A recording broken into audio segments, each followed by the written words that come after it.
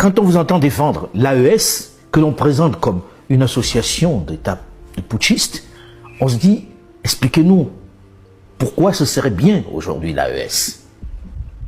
Merci pour cette question. Parce que cette question elle-même est le problème. On présente l'AES comme un conglomérat de putschistes. Ne nous faites pas aller loin. Au Mali, au Niger, au Burkina Faso, il y a eu des coups d'État militaires. Il y en a eu aussi en Guinée, au Gabon, au Tchad. Deux remarques. Pour ceux qui critiquent les dirigeants de l'AES et les traitent de putschistes, il y a deux sortes de coups d'État. Les bons coups d'État et les mauvais coups d'État. Mais moi, je ne rentre pas dans ce jeu-là.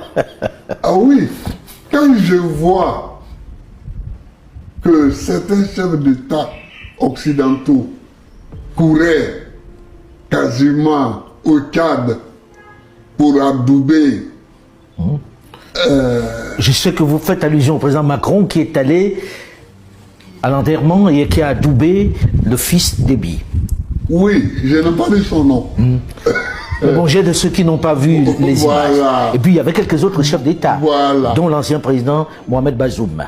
Quand je vois ça, je me demande ce qu'il y a dans la tête de ceux qui raisonnent ainsi, intellectuellement. Parce que ou bien un coup d'État est un coup d'État, ou bien il n'en est pas. Ou bien il n'en est pas. Voilà. Monsieur le Président, aujourd'hui, très concrètement, on sait qu'entre la Côte d'Ivoire et les États de l'AES, il y a une vraie tension. La relation n'est pas bonne du tout, c'est le moins que l'on puisse dire. Oui. Imaginons que vous soyez aux affaires aujourd'hui. La relation va s'améliorer. Vous rétablissez les relations avec l'AES? Oui, parce que je vais les considérer comme des États, tout simplement.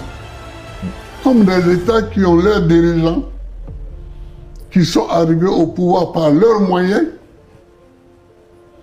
Mais enfin, je ne peux pas recevoir le président gabonais. Oligui Nguema? Oui, Nguema, ici. Et puis, rejeter Ibrahim Traoré. Ou Assimi Goïta. Assimi Goïta. Ou bien Tchani. Est-ce que vous pensez que cette AES doit s'étendre à d'autres États voisins? Vous pensez que c'est plus viable en remplacement des autres institutions, des autres États qui sont dans la région et qui, d'après vous, sont tenus par d'autres?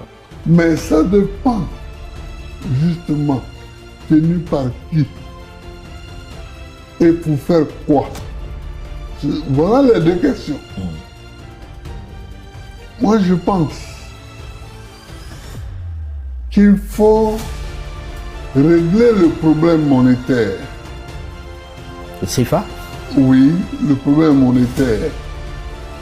Et trouver donc une raison valable pour s'associer.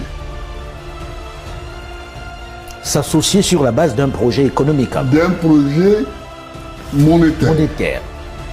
Clairement. Parce que ce n'est pas la peine d'aller à la CEDEAO pour avoir encore 4, 5, 6 monnaies, 7 monnaies. Ce n'est pas la peine. Vous comprenez? Il est temps, aujourd'hui, depuis 1960, que l'Afrique règle ses problèmes monétaires.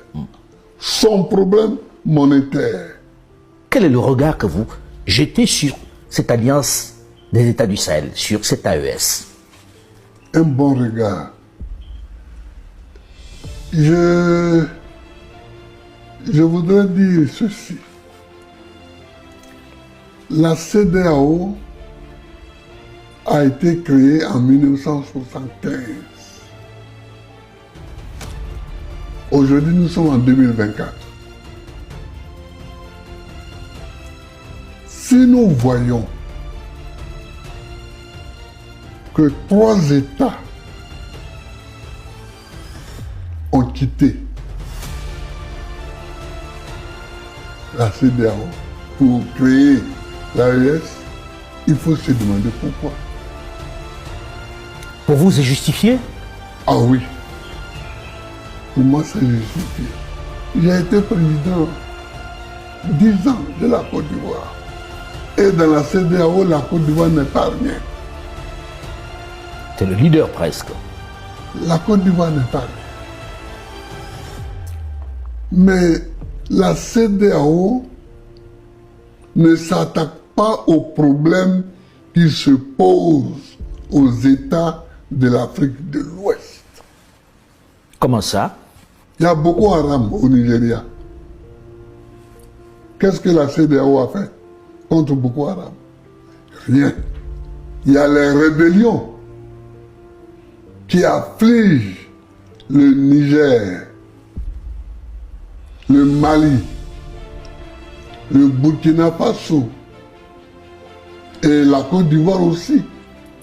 Qu'est-ce que la CEDEAO a fait? Rien. Et maintenant le Togo aussi, le nord du Togo aussi. Voilà, et le Togo aussi. La Côte d'Ivoire, qu'est-ce que la CEDEAO a fait? Rien. Alors, même en se limitant à ces questions de sécurité, quand vous n'êtes pas capable, dans une communauté, de vous mettre ensemble pour chercher des solutions aux problèmes qui se posent, ne vous étonnez pas que les gens vous quittent.